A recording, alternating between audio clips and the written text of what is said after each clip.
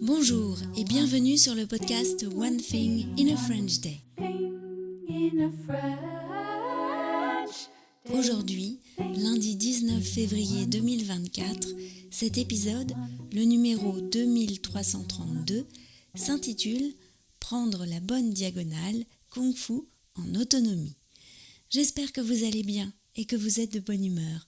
Je m'appelle Laetitia, je suis française, j'habite près de Paris et je vous raconte au travers de ce podcast un petit bout de ma journée. Vous pouvez vous abonner pour recevoir le texte du podcast, le transcript, sur onethinginafrenchday.com. Le texte est envoyé à chaque fois qu'un épisode est mis en ligne. Il est envoyé par email. Le transcript existe en 2 versions, le texte seul ou bien le texte accompagné de notes culturelles, de tournures de phrases utiles, de français naturel ou encore de photos. Cela change à chaque fois. Vous pouvez vous rendre sur le site du podcast pour choisir la version qui vous convient le mieux. Prendre la bonne diagonale, Kung Fu en autonomie. Dans 2 semaines, ce sont les championnats de France de Kung Fu traditionnel à Nice. Alors, je m'entraîne. Je vais passer dans 2 disciplines, le main nue et le sabre. L'enchaînement de main nue n'est pas celui où je me sens le plus à l'aise.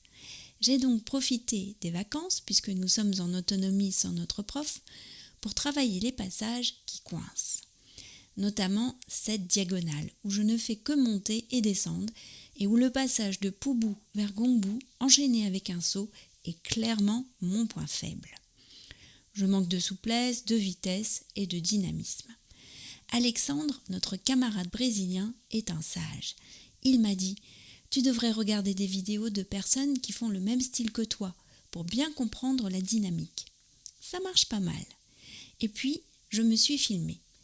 Ça fait mal de se voir, mais ça permet de se concentrer sur ce qu'on doit améliorer.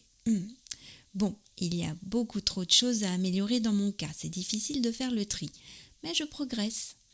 Quand je regarde les vidéos que j'ai faites de cette fameuse diagonale, je vois en arrière-plan les autres qui s'entraînent à faire des roues sans les mains et des vrilles dans la fosse qui se trouve au fond de la salle. Le championnat de Kung Fu moderne est pour bientôt aussi, fin mars, près de Marseille. Vous l'aurez compris, c'est plus acrobatique que le Kung Fu traditionnel. Plusieurs membres de l'équipe s'y rendent. Julien, Célim, Nicolas, Mehdi et une jeune camarade de 8 ans.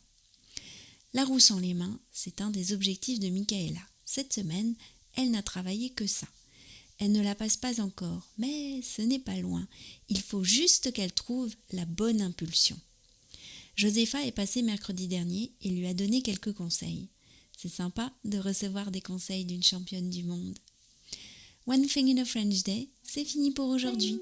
Je vous retrouve mercredi pour un nouvel épisode du podcast. À bientôt, au revoir.